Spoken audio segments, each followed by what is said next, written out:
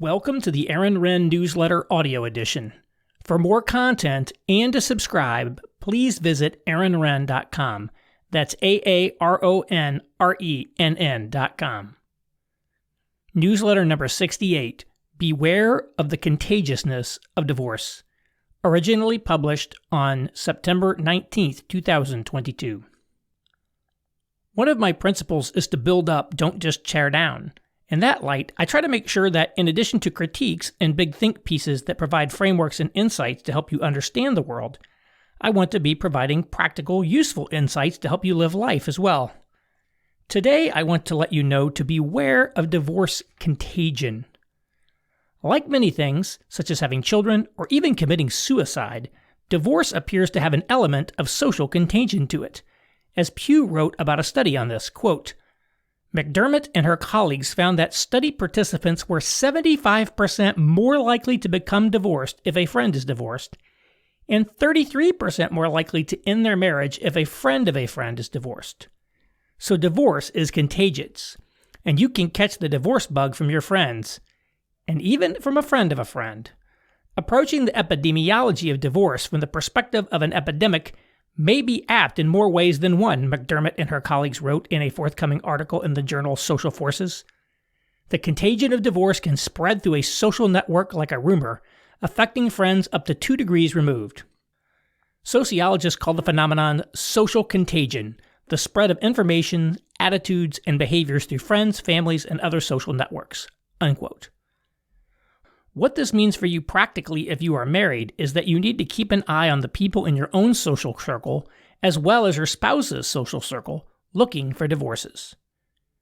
When your spouse's friends get divorced. It's said that you are the average of your 5 closest friends. What I've noticed is that people who are heading for divorce often have shifts in their friend network, such that either A, their friends start getting a divorce, or B, they make some new friends who are already divorced.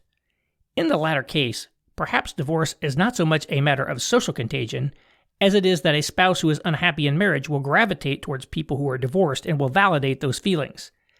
Hence, I think that is an even stronger signal that things have gone wrong. Regardless, if you see your spouse's friends getting divorced, or see your spouse start palling around with divorced people, you should treat this as a 911 emergency. This is one of many signals that people give off that their marriage or relationship might be in trouble. My wife is incredibly good at being able to deduce from people's Instagram accounts whether they are heading for divorce. Presumably, the major social media companies already have algorithms that pretty much know when divorce is happening. It also probably helps in these cases that they have access to people's direct messages, too. Now, what do you do if you see this happening to your spouse's friend network?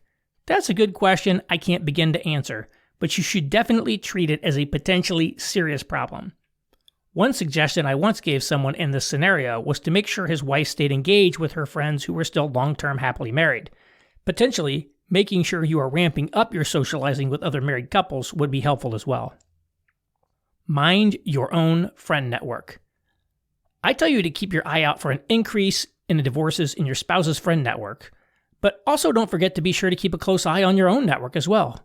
We can be affected by our friends and associates in powerful ways that we aren't even aware of. I believe a lot of the so-called political radicalization happens this way. That's why I make an explicit point to read sources and associate myself with people from a range of perspectives. I don't want to end up in a ghetto and adopt beliefs that I would not have adopted if I had only maintained more diversity of inputs. Someone asked a question to a panel I was on the other day about what are the good alternative sources of media to the mainstream media. I said that I do read alternative media, but I also very much subscribe and regularly read the mainstream media as well. I don't want to just get all my inputs from one source, or from a group of sources that all think alike. In the case of marriage, I want to be hanging out and being friends with lots of married people. I want that to be the norm for my social experience. If a friend does get divorced, I want to be there for him and certainly not cut him off, but I'm attuned to who I surround myself with here.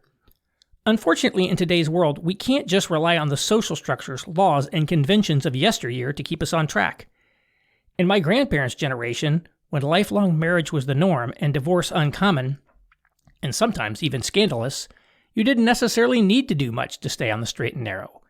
In today's world, Where the culture encourages self-sabotaging behavior and the guardrails are gone, we have to be super intentional to make sure that we are not exposing ourselves to negative or dangerous inputs. That's why it's a good idea today to keep an eye out on your own friend network, and also on your spouse's network to keep an eye out for divorce contagion. By the way, while I've traditionally written mostly for men, this is applicable to married people of both sexes. American Reformer.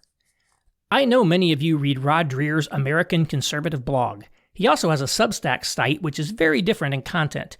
It's more reflective, introspective, and spiritual. Some folks I know actually like it better than his TAC blog. It's for paid subscribers only, and I'm happy to be one. He recently had a post with some kind words about American Reformer. For those of you who don't know, American Reformer, where I am a senior fellow, is a nonprofit seeking to reinvigorate Protestantism in American religious, political, and cultural life. Rod had some kind words for us in a recent newsletter. Quote, I had a terrific breakfast conversation with a young traditional Anglican couple this morning. They were telling me about various initiatives they are involved in, including the work of American Reformer, things that are making a real difference and bringing realistic solidarity and resilience. I spoke to a Protestant seminarian who told me that in his seminary, there are more and more young people who understand that we are already in what Aaron Renn has called a negative world, and they are readying themselves for the challenge. It was so great for me to learn about these folks and their work. Evangelicals till now have been cold to my Benedict option idea, even though most of the critics have misunderstood it as counseling total retreat. It doesn't. It counsels strategic retreat to build resilience for the daily battles we cannot avoid. The American Reformer folks are intellectually serious Protestants who are not lost in MAGA politics and are not given over to the cultural denial required by the winsomeness strategy.